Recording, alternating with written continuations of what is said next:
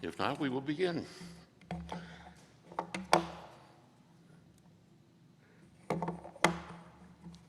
If you're here to hear about the Mormon Battalion, you're going to hear about it.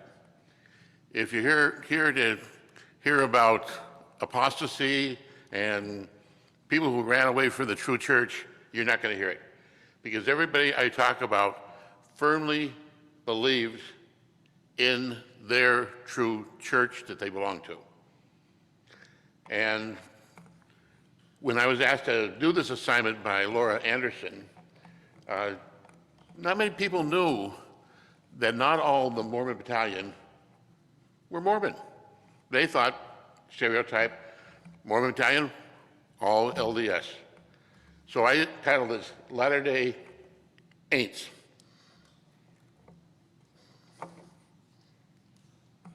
Okay, this is not work. Okay, and so the first I'll talk about battalion members whose families affiliated with other groups.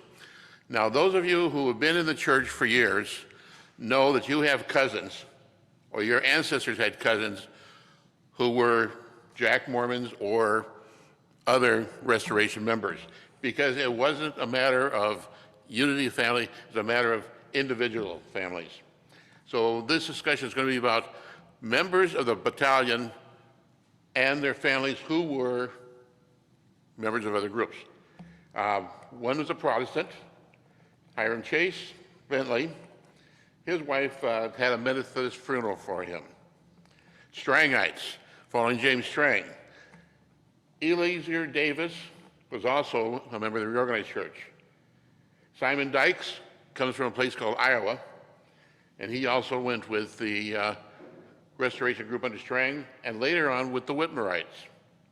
Thompsonites, just north of here, and Edward Buckner went with the Whiteites down to Texas. The Cutlerites, just south of Pottawatomie County, is a county called Mills. Mention Farm Creek, that is where the Cutlerite Church began as the original church again, but restored to the name Church of Christ. And these are some of the members that we'll be talking about who came from the Cutlerite tradition. Concentrating some more on those who went into the new organization that Locke talked about. These are just some of the names that I have documented from mainly sources like Ancestry.com. In Ancestry.com, you have special subdivisions. One is for the Mormon Battalion itself, and a subdivision that you can go from there to famous documents of gravestones. Okay? So you can find all the Mormon Battalion people somewhere in Ancestry and the famous grave sites. They also have a section with his sister Easton's book, the early RLDS, and that's where a lot of this information I have comes from. I'd like to start with my favorite man, Daniel Brown. Daniel Brown, 1822 through 1899, just a typical kid from the church, so 22 to 32 to 42. He was, just out of his teens when he became a member of the battalion. His wife was Harriet. He was a private in Company E. He was baptized and confirmed a member of the church at Watsonville, Santa Cruz, California by George Adams. Ordained a priest and attended the California branches, Watsonville, San Benito, Santa Cruz. He was also a presiding elder at one of the conferences held that's reported in the Saints Herald. In small print below, talks about Harriet. Harriet Stanton St. John. She was his wife, divorced from him, and she married to a Swarthout from the battalion and a Bindley from the battalion. She died in Bakersfield, 1920. But she was Harriet St. John, 1829. But according to the records of the Mormon Battalion, there's a lot of unknowns about her, and so we filled in the unknowns. Now, the name Brown is very, very much almost like Smith family in the church, because the baptism, go ye teach in the reorganized church, and the new membership manual for LDS is Brother Brown, if I remember rightly, is it? For the teaching the new people about church. You talk about Brother Brown, let me tell you about this and that. So Brown's a very common name. The Mormon Battalion has a whole section of their work talking about all these names and how they're all related to each other. And so Brown and St. John, Brother Daniel's Francis and John, Daniel's wife Harriet St. John, and her father Stephen John. And again, they were divorced, and she went reorganized church. Here's a letter that Harriet wrote to Daniel's mother. I will assume that all of you can read the print up there, so I won't read it, but it's just describing how it is on the road in 1846, heading out to California. Very simple trip. Daniel, being one among, he got his leg broke by a horse, but is mostly well, and he's now building a house for us to live in this winter. As Daniel was coming through Santa Fe, he got the letter. So they went to Pueblo, if you know, as sick members, and this letter is from that. Again, Harriet went with the organized church. She attended branch of Santa Cruz.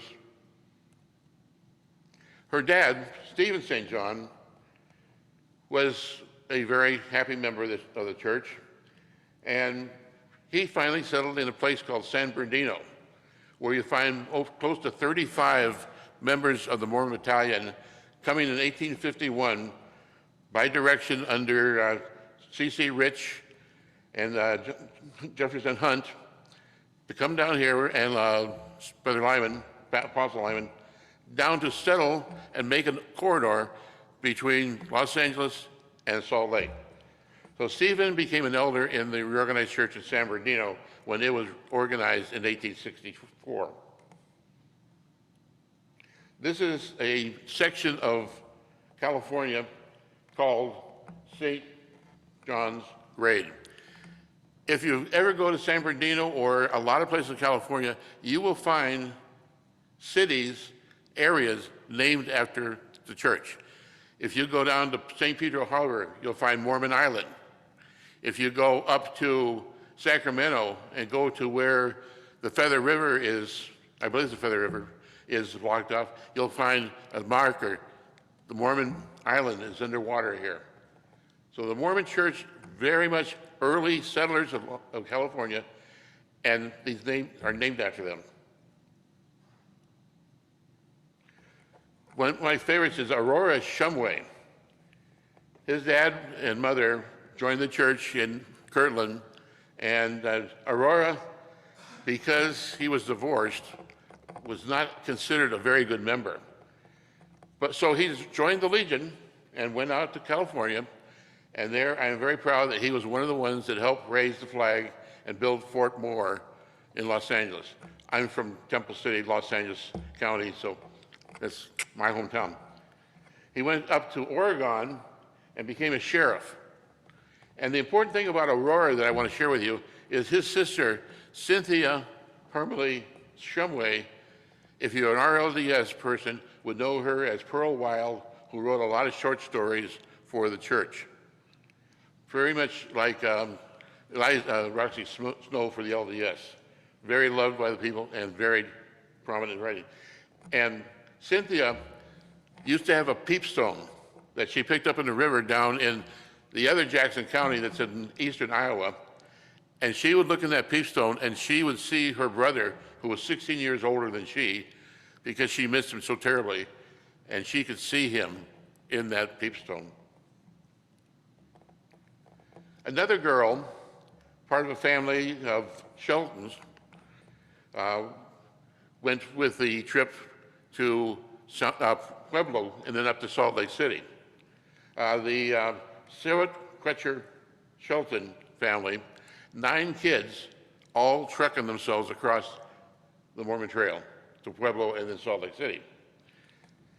The young girl, Emily Carolyn, born in 1830, so 16 years old when she was stricken. Her dad, he came upon and told us that Sergeant Seymour Crutcher, Shelton, lost all his horses. It is now 145 miles from Pueblo.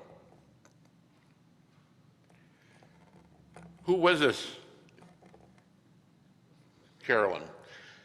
When I was reading one of our church magazines from the 1900s, I ran across a young lady who, from Lower Lake, California, says that we should feel lost, as it were, if we could not have the church papers.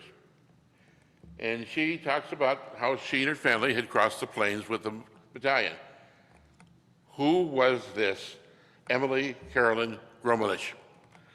Did a lot of looking around and finally found her in Ancestry. She came to California in 1850 and was baptized and confirmed a member in the Sonoma area. She married a fellow named John Yingst Gromelich. Now, I want you to put that name in the back of your mind because I'm going to be bringing him up to date later on.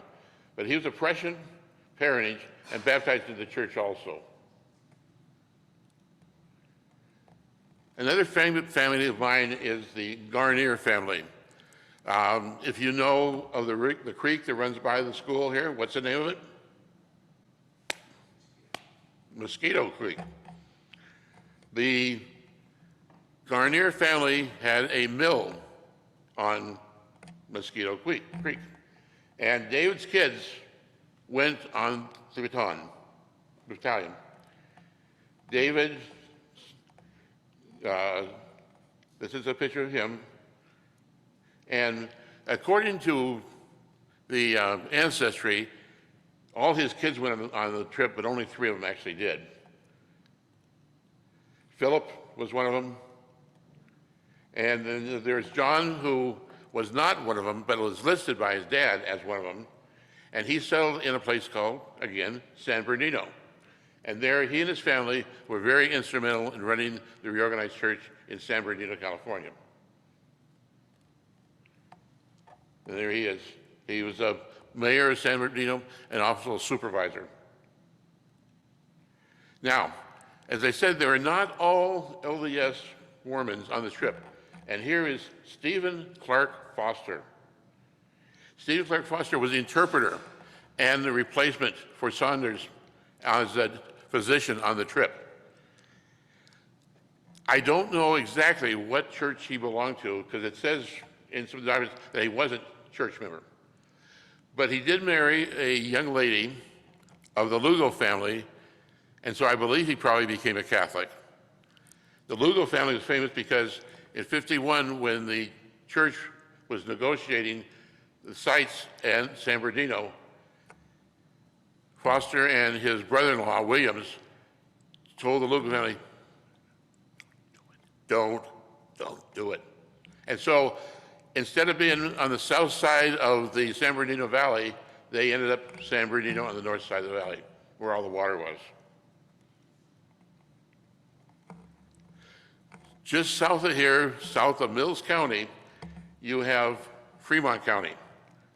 There, a group of church folks from the battalion came into a place called Thurman, and there the Fornoys, the Studies, and the Beamers, and other church members from the battalion settled. Here's the Farber Creek Branch. This is where E.C. Briggs rebaptized many of the early leaders of the RLDS Church, new organization. The Kelly family came into the church then, and Wheeler Baldwin, etc. Simon Dyke was a farmer, and there's Dykesville just out of Thurman, but we couldn't find it today. But he also was a church member and a member of the battalion, and he was invited by Strang to go to Voree, Wisconsin. So he took about 45 members from the Farm Creek area up to Wisconsin, and after '56, brought them back down to Iowa. David Studi is the center police, and he was the stalwart of the family, and they had a church in a place called Studieville. Now, one of the more controversial members of the battalion was George P. Dykes. Now, Dykes was a high priest and an elder in the Community of Christ, in the Latter-day Saint movement. He was the one that opened up the mission to the Norwegians at Mission, Illinois. He was also one of the first ones to go to a mission to Norway itself and to Germany. But he became a member of the organized church and a leader in fighting for their cause on the West Coast. He was also always fighting with Brigham Young because he was one of the third in command after the General Allen died on the battalion. And he and Brigham had lots of fights about the money and who was to run things. Also with the surgeon, Sanders, was feeding the soldiers poisonous medicine. And George said, you have to give it to him anyway because that's the military rule. And Brigham had to send a note down saying, don't follow Sanders, the surgeon, follow McIntyre, the other surgeon. Later years, by 63, he was in the church, and then in 65, he was kicked out of the organized church for unchristian-like conduct, and he died in Mesa and Encinitas, Arizona. Now, when he was in his last days, he supposedly was a Baptist, but when Grumish, remember that name, came to talk to him, he did say, we sat up nearly all night talking of the great plan of salvation, and nearly his last words to us was advised never to turn away from it, but to stand firm in the cause and defend it to the last. So he stayed a member of the church. He had two sons that when his wife died, he adopted them out from Salt Lake City. One was Charles Gregory Dykes, and this is a letter he wrote to the Science Hope magazine, children's magazine, talking about life in Iowa, Valley View area, Harrison County. His brother, George Parker Dykes, wrote his letter. How are we doing with time? My phone is dead. Ah, okay.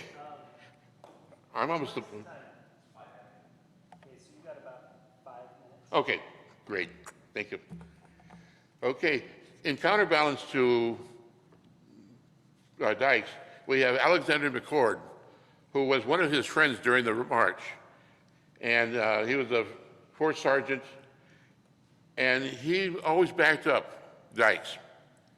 He was also one of the first missionaries to go to Salt Lake with Briggs to win back members to the new organization. Volume 3 of Church History says, Alexander McCord had arrived in the city that Briggs had an interview with Brigham Young, and that Brigham had given a flat denial to a request to which Brigham had made. We suppose that Brother Briggs requested the privilege of preaching the gospel and that Brigham refused to give him this privilege. But we are informed by the letter that they are encouraged by the prospect before them and were in good health. So even though they were not allowed to speak in the tabernacle, they were allowed to speak on the streets occasionally, and they did house churches. And here's a little citation about McCord again. Sergeant Stillman, or Private Clark Stillman, came from Farm Creek area and then went down to Manti. He and his father Dexter were members of the battalion. Clark and his family moved to Clitheroe, Minnesota in 1865. The Cutler group had bought only 3 sections of land to live on, and so Clark and his wife went to Deer Creek, and there they settled and started farming. The unfortunate thing is he had sheep, And the closest place he could take them was about 100 miles away from Clitheroe area down in Sauk Center. And typical Minnesota and Iowa weather, it was beautiful on the day he took them down. The day he had to go back home with all his supplies, it snowed. And as a Christian, he put all his blankets on his animals, and he went up, got a cold, and died. He and one of the Whitings from the battalion are buried at Mount Prospect in Clitheroe, Minnesota. His wife, Amelia, wrote a letter in the 1882 asking for elders to come up to Deer Creek because the closest church was about 20 miles away at Clitheroe. Amos Lytle and his wife, Andrew Lytle, his wife Hannah, lived in San Bernardino also. If you are searching for the San Andreas Fault, you will find it's centered on Lytle Creek. And Hannah's funeral was preached by D.L. Harris, RLDS. So Andrew went to church with his wife. George Oman was up in the northern part of the state, in Auburn, California. And he was an elder in the church and pastor every once in a while. But he followed Dykes in withdrawing his membership from the church for a while and requested it be reinstated later on. Foster Curtis and Clarissa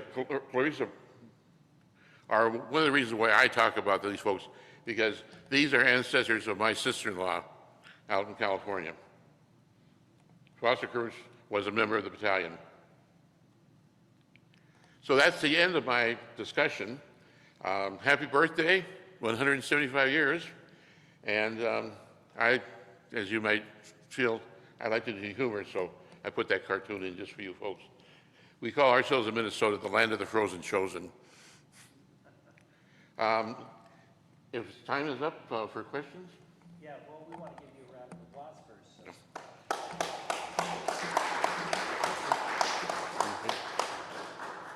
I'll go back to my seat and ask questions as you will. Oh, I can stay here too, for that matter. Oh, you can. Okay. That's all right. Okay, so we have a couple of minutes for questions, and we'll break at about 4:20, 4:25. So I've got a question for Tina. Tina, are you still around? Yes, I am. Great. So one of the striking things about Locke and Barbara and Dan was that all of their papers involve some form of Western migration. Now, in Dan's case, the battalion couldn't very well help where they were assigned to go. But even with the Iowa communities, there was a westward migration from Nauvoo. In the case of the Hy-Vee grocery stores, correct me if I'm wrong, but it seemed like the Hy-Vee locations run north and south in the Midwest. That's correct. And so my question is why that evolved the way it did, and why didn't Hy-Vee continually push west to new communities, say in Kansas or Colorado or even Utah? Right. That's a great question. So the far west that we go is Kansas, but we are currently looking at other locations as we kind of start to drift past the Grand Island. Well, actually, I should say maybe Grand Island might be the farthest west that we are. But we are still looking at other locations in Colorado and surrounding states. It mainly comes down to distribution. We really wanted to still keep a presence in the Lamoni and Sheraton, Iowa areas, and that's one of our main distribution hubs. We also have another one in Cherokee, and we're looking at developing another one in the upcoming years or so. So I think once we're able to get a third distribution center going, then we can certainly expand our footprint. But as of right now, that's what has been most economical for the company. Mm-hmm. Follow up, if I may, did the founders then, did they try and target RLDS communities when they decided where to found grocery stores? Well, from the research that I've done, I know that there was a lot of connection between the church and working with some of those initial stores that were opened. They were working with church members throughout that duration in that time period. So And I know that they had a large presence in the community, but regarding specific details about where, and I wish I had the chance to meet them, to be honest, because there's a lot of stories that circulate in our history books about the presence that they had in the community, but I don't have a specific answer for that one. Thank you. I would like to address a little bit of Yeah. that. Still in research, the Rydenberg family, as far as I could find, came from a place called Salt Lake. They were early church members who went out west and then came back under cover of night. Any other questions? So this is Locke. I have a question for Tina. Sure. So this would be hard to document. I don't know, but I've heard this folklore that there was hope among the founders to establish Lamoni as the headquarters, but the citizens weren't so excited, and tragically are still paying the price for that. Have you heard that? I know that there was a big presence in Lamoni when the company was getting started, before it was even Hy-Vee and it was still a supply store. It's my understanding that the founders wanted to do a lot in Lamoni, and then it did eventually end up moving to Sheraton. But I think there may be some truth to that, Lachlan. So I have one question for Dan. So out of all the people that you mentioned today that you discussed, how many of them would you say were part of a restoration offshoot group at the time that they joined the battalion? Because it seemed to me that a lot of the stories that you were telling, especially if someone ended up in California and then joined an RLDS branch, it seemed like most of those people, they joined the restoration offshoot group afterward. Like William Dykes, for example, or George Dykes, right? Yeah, George Dykes. He was LDS in 1849 because he went to Copenhagen. So, yeah, so how many of these people actually were an offshoot member in 1846? Well, you've got to remember the history of the church. 1846, they're still in Nauvoo. Strang has gotten his group started in Wisconsin. So none of the people from the Mormon Battalion would have been in Wisconsin at that time. So all of the ones that went there came later, after they had returned back to winter quarters and Potawatomi County. So there are probably no members of a splinter group at all by 1847.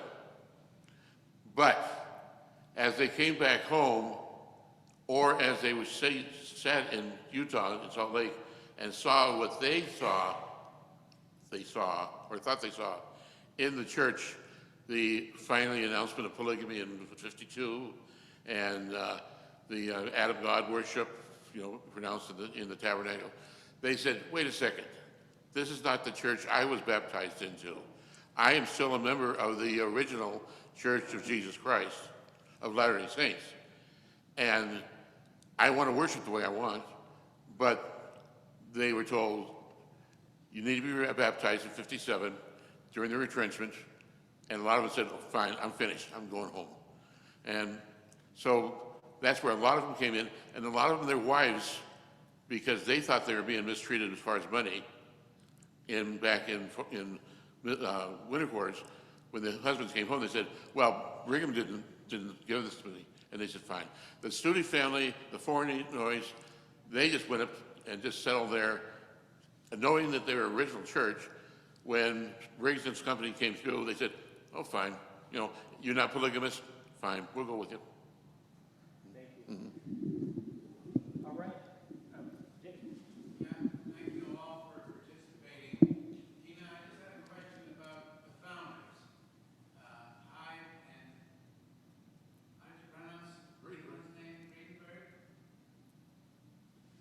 Tina, how do you pronounce the co-founder of Hy-Vee? Not Hyde, but the other name?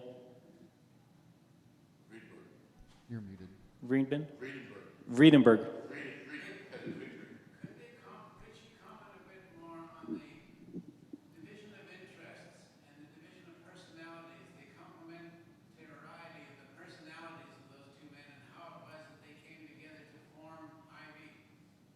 So Tina, the question is about how the two founders complemented each other, what particular skills or abilities did they have, and what was the division of their labor what was the secret of their magic working together?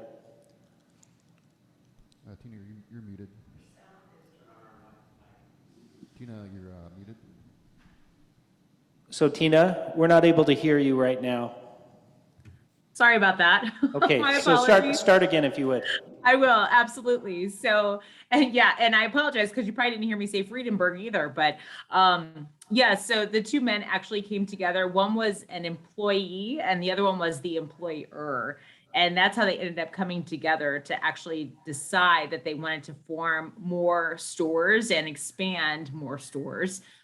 It's known that one had more of a business sense and one had more of a personality associated with him. So one was more of a bookworm, if you will, and it had financial sense, and the other one had the personality to go out and sell.